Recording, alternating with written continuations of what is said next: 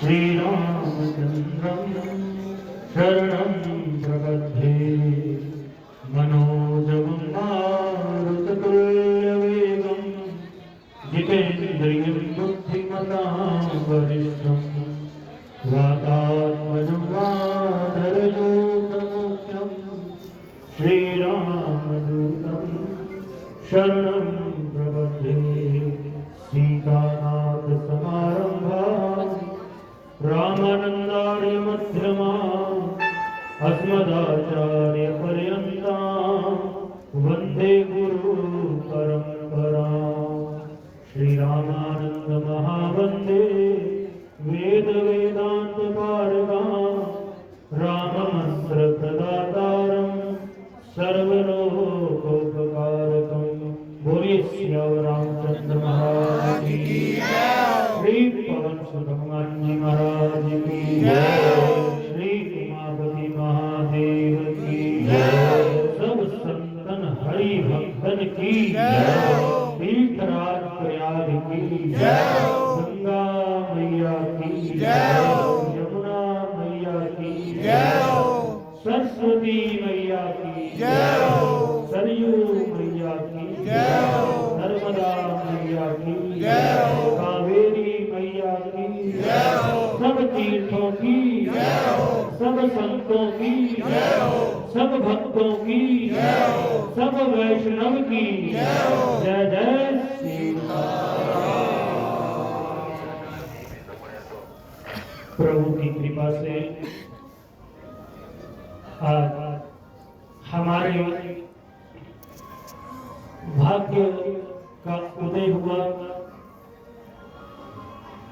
तीर्थों का राजा श्री प्रयागराज को बोला गया, तीर्थराज प्रयाग।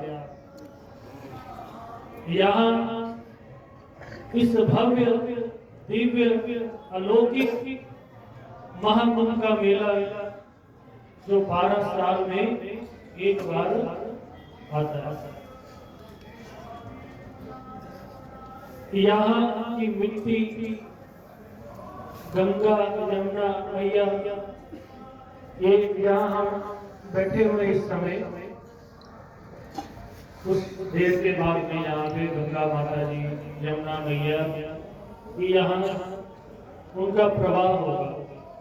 तो एक तरह से हम लोग गंगा यमुना सरस्वती की गोद में बैठे हुए हैं। तो जिस प्रकार से माता की गोद में बैठ करके एक जो बालक या बालिका होती है उसे अलौकिक दिव्य आनंद की प्राप्ति होती है। तो उसी तरह की फीलिंग हम सबको यहाँ पे आएगी जब हम यहाँ निवास करेंगे। तो ये जगत गुरु श्री रामानंदाचार्य जी महाराज, श्री अनंतानंदाचार्य जी महाराज, कृष्णदास प्रहारी जी महाराज, आदि गुरुदेव श्री भगवान जी महाराज और समस्त पूर्वाचार्य की कृपा है कि हम सबको ये अवसर मिला है। तो इसका अधिक से अधिक हमने सदुपयोग करना है। तीर्थ में आए हैं, यहाँ पे सबको कुछ न कुछ असुविधा होगी, लेकिन इसको असुविधा नहीं समझना। ये भगवान इतनी सी असुविधा लेकर के पता नहीं कितनी खुशियां, कितने जन्मों के पाप आपके नष्ट करने वाले। तो प्रयास करिए। मैं अभी बोलना नहीं चाह रहा था, मैं कहा बोलना शुरू कर दूंगा तो रात के टाइम ज्यादा हो जाएगा, लेकिन महाराज जी ने कहा नहीं, थोड़ा सा बोलो। वैसे कल प्रवचन करना था, लेकिन महाराज जी ने कहा नहीं, आप थोड़ा सा बोलिए। अब थोड़ा थोड़ा भी बोलूंगा तो बहुत ज्यादा हो जाएगा। तो आप लोगों ने भोजन कर लिया? अच्छा, फिर ठीक। हमने अभी नहीं किया, लेकिन आपने कर लिया, हमें तृप्ति मिलेगी। मानव जीवन सभी शास्त्रों में 4 वेद, 18 पुराण, श्रुतियां, स्मृतियां, सबने मनुष्य जन्म को दुर्लभ बताया है। ये जो हमारा मनुष्य जीवन है ये बहुत दुर्लभ है। क्यों दुर्लभ है? क्योंकि 84 लाख योनि में सर्वश्रेष्ठ भगवान को मनुष्य सबसे प्रिय है। उन्होंने अपना आकार अगर दिया तो मनुष्य को दिया। क्यों दिया? अच्छे कर्म करने के लिए, भगवान का भजन करने के लिए, है ना। तो हमें हमेशा अच्छे कर्म करने हैं। कर्म ही जो है हमें मनुष्य बनाता है। आहार निद्रा भय मैथुनानि स्मानि चेतानि नराणाम पशूनाम ज्ञानम नराणाम अधिको विशेषो ज्ञान विहीनो पशुभिः समाना। ठीक, जो सृष्टि है, जो नेचर है, इसमें आहार निद्रा भय मैथुन ये 4 चीजें जो हैं ये मनुष्य में और पशु पक्षियों में एक समान रूप से दिए। आहार निद्रा भय मैथुन ये 4 चीजें मनुष्य में क्या अधिक है? तो वेदों में कहा मनुष्य में अधिक है ज्ञानम नराणाम अधिको विशेष। ज्ञान,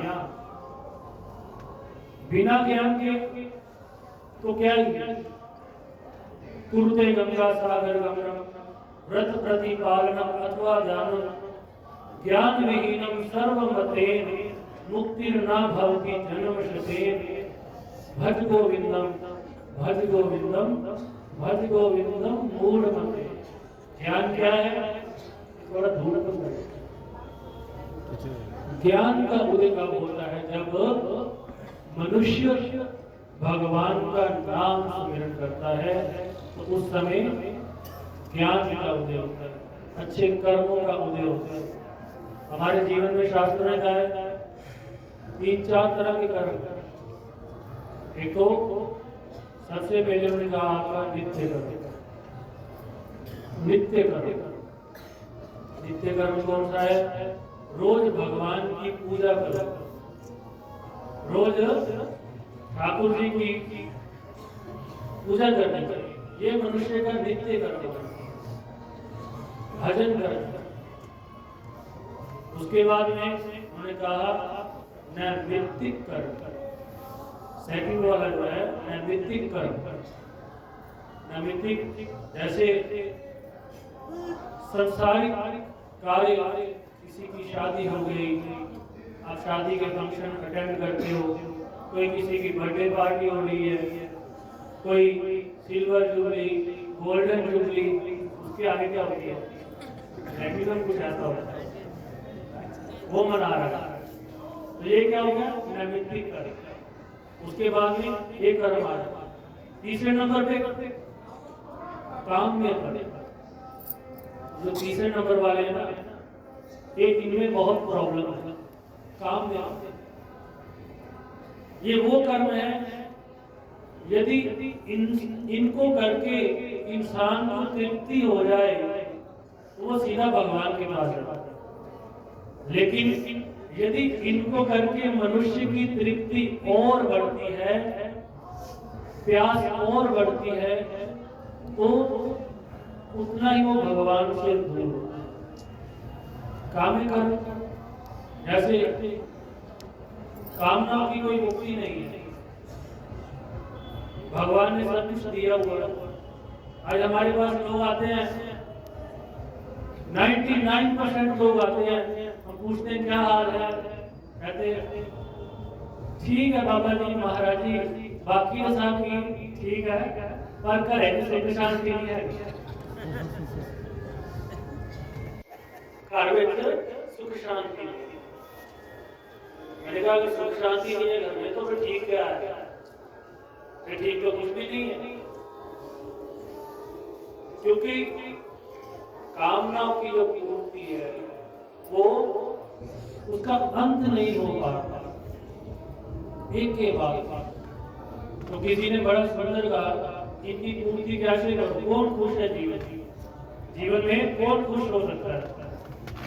वो कहती कोई चाहत रखता सोने की, जैसे सोना गोल्ड बड़ी चाहत जोड़ते रहते थोड़ा थोड़ा। कोई चाहत रखता सोने की, कोई चैन से सोना चाहता है, हर हाल में खुश हो, हर हाल में खुश हो जीवन से, बस उसी को जीना आता है। भगवान की कुछ ना हो तो घबराना नहीं। आज हम महाराज की बात कर रहे थे। हम पहली बार महाराज जी 2025 में ही आ गए। अभी जो आप मेला देख रहे हो ना, ये तो कुंभ मेला है, लेकिन प्रति वर्ष यहाँ पे मेला चल रहा है और कम से कम 50 साल से अपना शिविर भी चल रहा है। प्रति वर्ष यहाँ 1.5 महीना सेवा होगी। तो हम उस समय की बात कर रहे थे कि कैसे हम लोग वो टेंट में रहते थे, सारी रात नींद नहीं आती है, जैकेट वैकेट पहन के सब सोते थे। अभी तो भव्य हो गया सारा, भगवान की बाबा मेहता की कृपा से ये सब सिस्टम बहुत परफेक्ट हो गया। लेकिन उस समय ये ऐसा कुछ नहीं होता था, बस टेंट लगते थे और बीच में खुला मैदान, थोड़ा सा टेंट वेंट लग जाना, रात को बहुत ठंड लगती। लेकिन हम लोग उसमें भी आनंद ढूंढते थे। एक बार हम लोग आए 7-8 साल पहले की बात, काशी गए। काशी से एकदम से प्रोग्राम बना, दिल्ली के से साथ थे। मैंने कहा यार प्रयागराज में मेला चल रहा है, चलो वहाँ की डुबकी लगाए।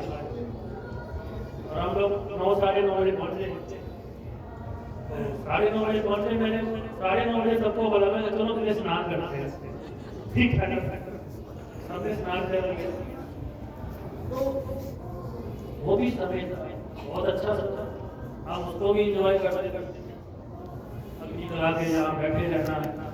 वो पंगुल बाबा जी थे, हमारे अधिकारी जी थे, पुराने लोग थे, बड़े तपस्वी थे। एक माता थी बुआ, वो बहुत सेवा करती थी, पकौड़े बना के खिलाती थी, सब याद आता है। तो उस टाइम से अब काफी फर्क आ गया सुविधा के नाम पे, लेकिन हम उस समय भी इंजॉय करते। कोई अंत तो नहीं है ना चीज का। तो कहते कि कुछ ना हो तो घबराना नहीं, अगर सब कुछ हो इतराना नहीं। मत भूलना प्यारे इस जग में, खुशियों का कोई पैमाना नहीं। कोई गहने लाद उदास खड़ा, कोई फटे हाल मुस्काता है, हर हाल में खुश हो, हर हाल में खुश जो जीवन से, बस उसी को जीना आता है। वो कहते क्या बीत गया क्या मिला नहीं, क्या बीत गया क्या मिला नहीं, इस बात की ना तुम फिक्र करो। मेरा ये नहीं हुआ, मेरा वो नहीं हुआ। किसी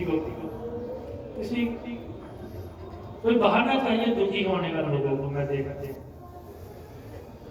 मेरे 2 कुड़ियां हो गई, मेरा मुंडा नहीं होया, मेरा ब्याह नहीं लग गया, मेरा पैसे नहीं है मेरे को। भाई सब चीजें हमारे हाथ में नहीं। अगर कोई पीछे के संचित कर्म है, उनके प्रभाव से आपको किसी चीज का अभाव है, तो उसको भगवान की भक्ति से दूर करो, खूब भजन करो, खूब आनंद करो, है ना, उसमें भी खुशी ढूंढो। लेकिन हमें कंप्लेंट करने का भाव ना चाहिए भगवान, ये नहीं है वो नहीं, जबकि सब कुछ उसने हमको दिया हुआ, बहुत कुछ दिया हुआ। तो उसकी रजा में राजी रहना चाहिए। तो फिर आपके जो काम में करो, जो कामना की मुक्ति नहीं है। जीवन में सब कामनाएं आपकी चलती रहती, धर्म अर्थ काम मोक्ष ये सब जुड़े हुए। सबसे पहले भगवान ने क्या दिया है, शास्त्रों ने कहा धर्म सत्यम वद धर्मम चर स्वाध्याय न प्रमदा। सबसे पहले कहते कि सत्य बोलो, धर्म को मत त्यागो और स्वाध्याय करते रहो, पढ़ते रहो, ज्ञान को अर्जित करते रहो। तो भगवान ने सबसे पहले कहा सबसे पहले धर्म देखते और दूसरे नंबर से अर्थ, तीसरे नंबर पे कामना और लास्ट में मोक्ष दिया। तो क्लियर कट एक मैसेज भगवान ने दिया कि धर्म के मार्ग पे चलते हुए अर्थ को अर्जित करोगे, अर्थ का उपार्जन करोगे तो कामनाओं की पूर्ति के साथ साथ अंत में आपको मोक्ष मिलेगा। भगवान की जय। हमारे शास्त्र में है उसकी बात करता हूँ मैं। शास्त्र कि धर्म को पहले, अर्थ को बाद में, काम को तीसरे नंबर पे, लास्ट मोक्ष।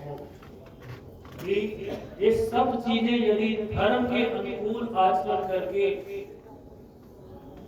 इनका संचय करोगे तो आपको मोक्ष की ओर ले जाओगे। लेकिन यदि इससे विपरीत आचरण करोगे, आजकल क्या धर्म पीछे है, अर्थ काम ये आगे आगे, धर्म जो है वो पीछे हो गया। भैया आप देख रहे होंगे ऐसी चीजें समाज में हो रही। पत्नी ने पति का गला काट दिया, पत्नी ने पति को मारा, पति ने पत्नी का गला काट दिया। होता नहीं होता? होता है ना। अभी 4 महीना शादी क्यों नहीं हुए? सब हो रहा है ना। क्यों? क्योंकि धर्म शास्त्र विषय, किसी को पढ़ने का समय नहीं, भगवान का नाम जपने का समय नहीं। कहते बैठने के बाद में नींद पैसे आना शुरू हो जाए। अब इनको नोटों की गड्डियां दे दो, गिनने को अगर एक बार भी ऐसे हो जाए तो बताओ।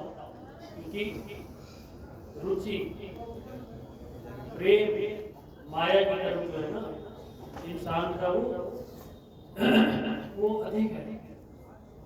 तो कामनाओं की पूर्ति, यदि जीते जी आपकी कामनाओं की पूर्ति हो जाए तो समझो कि लास्ट पंक्ति में भूल गया, वो बोल रहे थे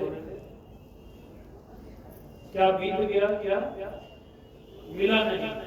इस बात की ना तुम फिक्र करो, जो पाया है वो काफी है, बस उसी चीज का शुक्र करो। कोई महलों में भी गिला करे, कोई कुटिया में शुक्र मनाता है। हर हाल में कुछ जो जीवन से बस उसी को जीवन आता। कामना के ऊपर कंट्रोल जो भगवान ने दिया बहुत अच्छा दिया। अभाव में मत जियो, अभाव में कभी भी नहीं जीना चाहिए। नहीं तो कभी भी इतना प्रीशियस, इतना कीमती आपका मनुष्य जीवन है, ऐसे ही यदि बिता दोगे तो क्या लेकर के जाओगे? कुछ भी लेकर के नहीं जाओगे। तो ये 3 कर्म आपको मैंने बताए। नित्य कर्म, भगवान की खूब पूजा करो जब भी समय लगे। न्याय उपार्जित विद्येन दशमा सिद्धिता कर्तव्यो विधि योगस्य ईश्वर प्रीतर्थ हेतु। न्याय के द्वारा जो धन कमा रहे हो उसका कोशिश करो 10वां हिस्सा, इसको पंजाबी में दसमंत बोलते हैं। जो आपको प्रॉफिट हो रहा है कोशिश करो उसको भगवान की अर्पण करो। जरूरी नहीं है कि आप मंदिर में ही चढ़ाओ। आपके आसपास ये जो हमारा रामानंद संप्रदाय है उसमें ये विशिष्टा वैध संप्रदाय होता है। एक वैध है, एक अद्वैत है। हमारा विशिष्टा वैध है। इसमें क्या है? एक में तो आता है कि ब्रह्म सत्यम जगत मिथ्या, कि ब्रह्म ही सत्य है, जगत मिथ्या है। लेकिन हमारा जो विशिष्टाद्वैत है ये हमें सिखाता है कि भगवान भी सत्य है और ये जितनी सृष्टि है इसमें जितने भी जीव हैं, चाहे वो किसी भी रूप में, चाहे पेड़ है, पेड़ पौधे, पक्षी, ये सब भगवान के बनाए हुए हैं। इवन जितनी हमारी नेचर है इसको भी चेतन कहा गया है कि इसमें भी जान हमें नजर नहीं आती, लेकिन जान तो उसमें भी है, क्योंकि ऑक्सीजन तो हमें नजर नहीं आ रही, लेकिन हम ले रहे हैं, ऑक्सीजन ले रहे हैं, सूर्य प्रकाश दे रहा है, हमें लगता नहीं है क्योंकि हम यूज्ड टू हो गए उस चीज के। सुबह रोज सुबह देखेंगे बल्ब का प्रकाश हमें लगता है कि ये बहुत आ रहा है, लेकिन उसमें भी चेतन है, सूर्य में, जल में, इसके बिना सृष्टि आगे नहीं बढ़ सकती। सो कण कण में जो है वो भगवान विद्यमान है। यदि आप मंदिर में भगवान को कुछ पैसे की तो जरूरत नहीं होती, भगवान को पैसा थोड़ी प्रिय है। आपने देखा आज तक जितने भी संत महात्मा हुए हैं वो एक कुटिया में भजन कीर्तन सत्संग करते हैं। बहुत ऐसे कम राजा महाराजा हैं जिनका जिक्र आता है कि इनको भगवान ने दर्शन दिए, बहुत कम। लेकिन भक्त मार्ग हरा पड़ा, उन्होंने पैसे से भगवान को कोई प्रसन्न नहीं कर पाया, भगवान को भाव के होते। तो यदि मंदिर में सेवा नहीं कर पाओ, आस पास कोई गरीब है उसकी सेवा करो, गौ माता है उसकी सेवा करो, है ना। तो ये 3 कर्म आपको बताए, नित्य नैमित्तिक और काम नहीं। उसके बाद में एक आता है प्रायश्चित कर्म, प्रायश्चित, पश्चाताप। पश्चाताप का मतलब ये है कि पाप पश्चाताप। अगर जीवन में कोई पाप हो गया, जीवन में कोई पाप हो, मनुष्य जो है स्वाभाविक ही उससे कुछ न कुछ पाप हो जाता है, काम क्रोध लोभ मोह के वशीभूत होकर। इसीलिए तो इनको मनुष्य के दुश्मन कहा गया, अन्यथा थोड़ी कहा गया, अन्यथा तो बिना इनके सृष्टि चल ही नहीं सकती। लेकिन जब ये इंसान के ऊपर स्वामी बनकर के बैठ जाए, इंसान को अपना गुलाम बना ले, तब ये चीजें विकार, तब इनको बुरा कहा गया, तब ये इंसान को गड्ढे में गिरा दे। अगर कोई पाप हो गया लाइफ तो फिर उन्होंने कहा कि प्रायश्चित करो, उसके लिए प्रायश्चित करो, उसके लिए भगवान से क्षमा याचना करो, भगवान का भजन करो, मंदिर में सेवा करो, गंगा जी में स्नान करो। देखो कितना बढ़िया हमारा सनातन धर्म है। प्रायश्चित के कितने इसमें कितने तरह के उपाय बताए, हर एक चीज का प्रायश्चित। सो